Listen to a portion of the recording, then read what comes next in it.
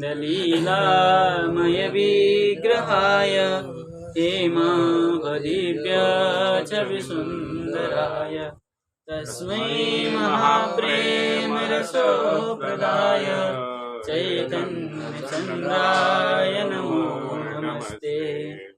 तो कल हम विचार कर रहे थे कि भगवान जैसे क्या है, अचिंत्य है, ऐसे उनका वैकुंठ आदि धाम भी अचिंत्य है और उनका शक्ति भी अचिंत्य है। ठीक है ना।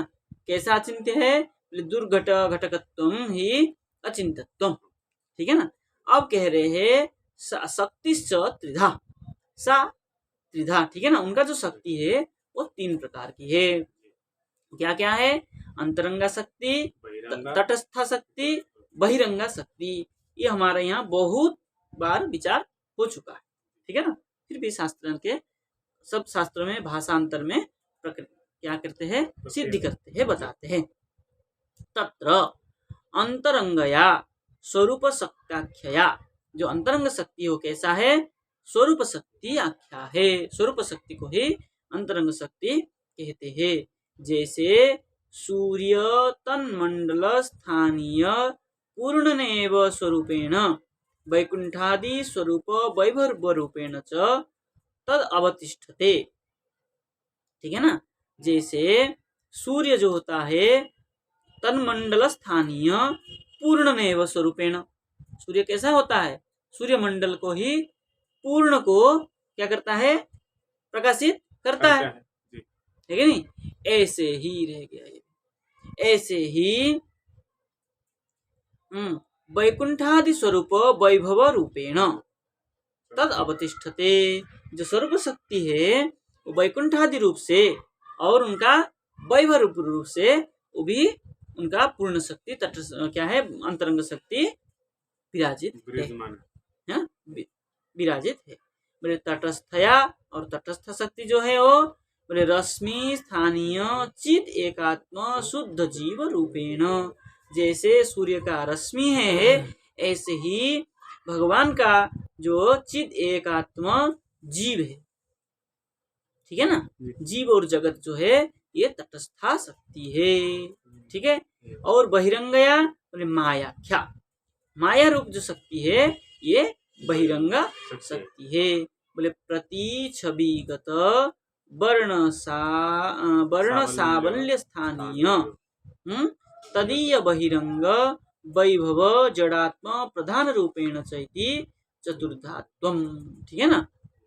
कह रहे उनका जो बहिरंगा शक्ति है मायाख्य शक्ति, बहिरंगा शक्ति, माया शक्ति जो है वो बहिरंगा शक्ति है। वो कैसा है? बोले प्रति छवि गत, जैसे सूर्य का प्रति छवि कहाँ दिखता है? जल में, दर्पण में दिखता है प्रति छवि। ऐसे ही भगवान के जो माया शक्ति है उनकी प्रति छवि है, छाया है, प्रतिबिंब स्वरूप ही है। भगवान का प्रतिबिंब स्वरूप ही माया है ना। माया मतलब भगवान के प्रतिबिंब स्वरूप। माया, मा मतलब निषेध, या जो नहीं है। तो माया का अर्थ माया का अर्थ है जो नहीं है। ठीक है। तो ये मायाख्य शक्ति मतलब जो ईश्वर नहीं है। तो क्या है? प्रतिछवि है, प्रतिछवि है। जो जल में सूर्य दिखता है वो क्या सूर्य है? क्या है? सूर्य का प्रतिबिंब है, छाया है। तो वही ईश्वर के माया, जैसे सूर्य की क्या है? प्रतिबिंब जल में है, सूर्य नहीं है। ऐसे ही ईश्वर के जो छाया पृथ्वी में है वो ईश्वर नहीं है। तो क्या है? वो माया है। नहीं लगी पंक्ति? लगे है तो उसका प्रतिछवि है, प्रतिछवि तो है, तो लेकिन इसलिए प्रतिछवि है। वो तो है जो सूर्य का छाया जल में पड़ रहा है, जो प्रतिबिंब दिख रहा है वो क्या वो सूर्य है? सूर्य नहीं है ना। तो क्या है? वो सूर्य का प्रतिबिंब है, प्रतिबिंब है। ऐसे ही ईश्वर का जो संसार में जो दिखता है कार्य रूप में वो क्या ईश्वर है? ईश्वर नहीं है, उसको प्रतिबिंब है, उसका प्रतिबिंब है। वही तो। हाँ। अब समझ गए? ईश्वर तो नहीं है ना वो। ये जो ईश्वर दिख रहा है, ये सब कार्य घटपट आदि ईश्वर का ही कार्य है। तो क्या ये वो ईश्वर है? नहीं, नहीं है। तो क्या है वो? प्रतिबिंब है। प्रतिबिंब है। तो ईश्वर से जो माया जो नहीं है, तो क्या वो ईश्वर है? ईश्वर नहीं है, इसलिए क्या है? प्रतिबिंब, माया है। हाँ। प्रतिबिंब नहीं, माया है। इसलिए कह रहे हैं प्रतिछवि गत। प्रतिछवि गत मतलब प्रतिछवि से जो ज्ञान होता है। ऐसे ही वर्ण सावल्य स्थानीय। ऐसे वर्ण सावल्य, वर्ण का जो सावल्य मतलब छोटा क्या, छोटा आकार। छोटा का, हाँ, शिशु, शिशु मतलब छोटा आकार। तदीय बहिरंग वैभव, उनका ही बहिरंग वैभव है। ये सब जो संसार है उनका ही बहिरंग वैभव है। और अंतरंग वैभव कहाँ है? वैकुंठ आदि में। वैकुंठ आदि में। वो अंतर बहिरंग वैभव क्या है? बोले जड़ात्म प्रधान रूपेण, जड़ात्म प्रधान रूपेण इस जगत में देखा जाता है। तो क्या है? चतुर्धा। अतएव तदात्मकत्वेन जीवस्यैव तटस्थ शक्तित्वम। जीव जो है क्या है? तटस्थ शक्ति है। और प्रधान जो है क्या है? माया अंतर्भूतत्वात् अभिप्रेत्य शक्ति त्रयम। माया के अंतर्भूत होने से अभिप्रेत्य, उसमें बैठ करके, अभिप्रेत्य एत्य क्या है? गत्य क्या है? गच्छति, एति गच्छति। तो एत्य मतलब क्या है? गम्य है ना। गम्य मतलब माया अंतर्भूत को प्राप्त करके शक्ति त्रयम, तीन शक्ति को प्राप्त करते हैं। बोले क्या है वो? विष्णु शक्ति परा प्रोक्ता, क्षेत्रज्ञाख्या तथा परा, अविद्या कर्म संज्ञान्या, तृतीया शक्तिरिष्यते, तया तिरोहितत्वाच्च शक्ति क्षेत्रज्ञ संहिता, सर्वभूतेषु भूपाल तारतम्येन वर्तते। ये विष्णु पुराण का प्रमाण दे रहे हैं कि रे विष्णु शक्ति परा प्रोक्ता। ये विष्णु शक्ति है, ये पराशक्ति है। पराशक्ति कितना है? तीन है। लादिनी संदिनी संबित, ये पराशक्ति है। और क्षेत्रज्ञाख्या अपरा, अपरा शक्ति जो है बहिरंगा शक्ति, तो क्या है? क्षेत्रज्ञाख्या, ये जो संसार में देखते हैं। और अविद्या कर्म संज्ञा तृतीया शक्तिरिष्यते। और क्या है? अविद्या कर्म संज्ञा से ये तृतीय शक्ति मतलब बहिरंगा शक्ति ही। हाँ, अच्छा। अपरा शक्ति जो है जीव शक्ति है। क्षेत्रज्ञ करके जीव को लिया है। क्षेत्र हो गया जगत, शरीर, क्षेत्रज्ञ क्षेत्रम जानती थी, क्षेत्रज्ञ जो शरीर को जानता है, शरीर में रहता है, उसको जीव कहते हैं हम। वो जीव जो है क्या है? तटस्थ शक्ति है। और अविद्या और कर्म संज्ञा से जिसको जाना जाता है वो तृतीया बहिरंगा शक्ति है। तया तिरोहितत्वाच्च शक्ति क्षेत्रज्ञ संहिता। तया तिरोहित मतलब क्या है? अंतरंग शक्ति और बहिरंगा शक्ति जब तिरोहित हो जाता है मतलब छुप जाता है ना, तो शक्ति क्षेत्रज्ञ संहिता, वो जो शक्ति रह जाता है जीव शक्ति, उसको क्षेत्रज्ञ कहा जाता है। सर्वभूतेषु भूपाल, सर्वभूतों में जो भूपाल होता है, भूपाल मतलब राजा, तारतम्येन वर्तते, तारतम्य से ही कोई राजा कोई रंक ऐसा दिखा जाता है। जीव भिन्न भिन्न है ना हमारे यहाँ। देखिए उसी को ही व्याख्या कर रहे हैं। अविद्या कर्म कार्यम यस्या सा, कौन है यस्या सा? भगवान है सा शक्ति, वही क्या है? बहिरंगा शक्ति। तत्संज्ञा माया, उस बहिरंगा शक्ति को ही माया कहा जाता है। स्पष्ट हो गया? सा शक्ति मतलब सा क्यों कहा? शक्ति स्त्रीलिंग है ना। स्त्रीलिंग है। हाँ, इसलिए तत्संज्ञा माया इत्यर्थ, उसी का ही नाम माया है। तो क्या हो गया? अविद्या कर्म कार्य करने वाला बहिरंगा शक्ति को ही माया कहा जाता है। माया का अन्य स्वरूप क्या है? जगत है।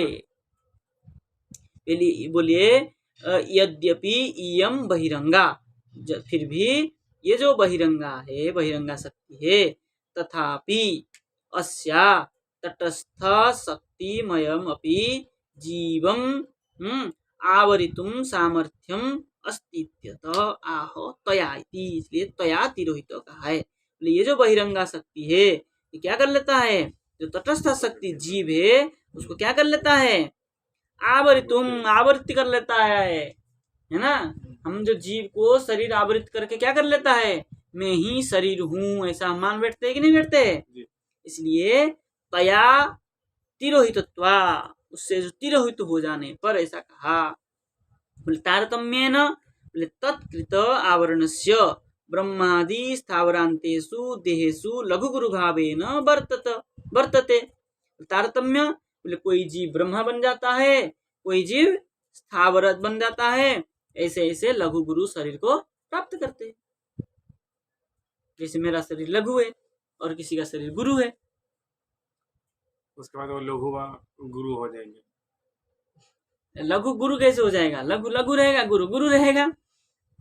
हैं? तो जिसका जैसे सामर्थ्य है, जिसका जैसे पुण्य है, उसी प्रकार कोई ब्रह्मा बनता है तो कोई हमारे जैसे जीव रह जाता है, सामान्य जीव बन के रह जाता है। तो अपने अपने सामर्थ्य के अनुसार रहता है। लेकिन सब किस में आते हैं, जीव कटी तटस्थ शक्ति में आते हैं। तदुक्तम, श्री भागवत में कहा, ये या सम्मोहितो जीव, प्रथम स्कंद में आया है 7वें अध्याय में, है ना, पढ़े थे अपने तत्व संदर्भ में, अब नहीं बोलूंगा। अतएव जीवस्य रश्मि स्थानीय त्वात् मंडल विलक्षण, इसलिए जीव जो है रश्मि स्थानीय है। रश्मि स्थानीय मतलब जैसे सूर्य का रश्मि है, ऐसे ही ईश्वर का अंशभूत जो है वो जीव है। होने से क्या है, विलक्षण माया व्यवधान तिरोधापनीय वैभवत्वम युक्तम। ठीक है ना। तो इसलिए ये जो माया और क्या है, माया और अंतरंग शक्ति जब तिरोधान हो जाता है, तब ये जो रश्मि स्वरूप क्या है, जीव है, उसका वैभव दिखता है, युक्तम जुड़ता है, तब ईश्वर के साथ उसके वैभव जुड़ जाता है। तिरोधान मतलब लुप्त हो जाता है। तद अनंतरं च उक्तम यया क्षेत्रज्ञ शक्ति सा तारतम्येन वर्तते, है ना। तो बोले तद अनंतरम च उत्तम, उसी के बाद में कहा है, यया माया क्षेत्रज्ञ शक्ति, जो क्षेत्रज्ञ शक्ति है, उनको क्या है शक्ति, जीव शक्ति, सा तारतम्येन वर्तते, उसी का ही तारतम्य दिखा जाता है। तारतम्य मतलब ब्रह्मा इंद्र हमारे जैसे जीव, कीट पतंग आदि भी सब जीव कोटि में जो आते हैं, इसका भिन्न भिन्न है, तारतम्य है। स्पष्ट है, आगे चलें। कह रहे यया एव अचिंत्यया, यया जीव शक्तिया, अचिंत्यया मायया, अचिंत्य जो माया है, चिद रूपता निर्विकारतादि गुणरहितस्य प्रधानस्य जड़त्वम विकारित्वम चैति ज्ञेयम। देखिए कह रहे ये जो माया शक्ति है, बहिरंगा शक्ति है, चिद रूपता निर्विकारता द्विगुण, चिद रूप होने पर भी इसका कोई विकार निरूपी, चिद रूपता, चिद रूप होने पर भी, चैतन्य स्वरूप होने पर भी कैसा है, निर्विकारता आदि गुण है, इसका कोई जो गुण है इसमें कोई विकार नहीं है। और उससे रहित होकर के, उससे निर्विकारता रूप से रहित होकर के क्या करता है, प्रधान जो है जगत, जड़ जगत है, उसको जड़त्वम विकारित्वम चैति ज्ञेयम, इसलिए वो प्रधान है, जड़ है और विकारशील है। जगत कैसा है, परिणामी है, प्रत्येक क्षण परिणाम होता है, ठीक है ना, और विकार भी होता है, विवर्तवाद भी है। इसलिए प्रधानस्य माया व्यंग्यत्वम च अग्रे दर्शयिष्यते, इसलिए प्रधान का जो माया व्यंग्यत्व है आगे जाकर के इसी में ही विचार करेंगे, भगवत संदर्भ में आगे जाकर के विचार होगा। तंत्र अंतरंगत्व तटस्थत्व बहिरंगत्व त्वादिना एव, ये जो है अंतरंग तटस्थ और बहिरंग जो कहा है, तेषाम एकात्मकानाम तत्साम्यम, ये सब कैसा है, एकात्म है, एक से उत्पन्न है, उनका ही शक्ति है, इसलिए सब में साम्यता है। न तो सर्वात्मना इति, सर्वात्मना ऐसा नहीं है।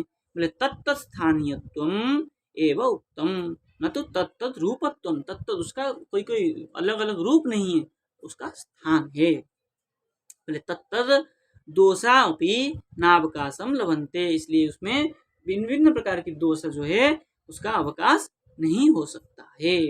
श्री पिप्पलायनो निमिम, निमि के प्रति पिप्पलायन ऋषि ने ऐसा कहा है भागवत में, ठीक है ना, एकादश स्कंद में ऐसा कहा है।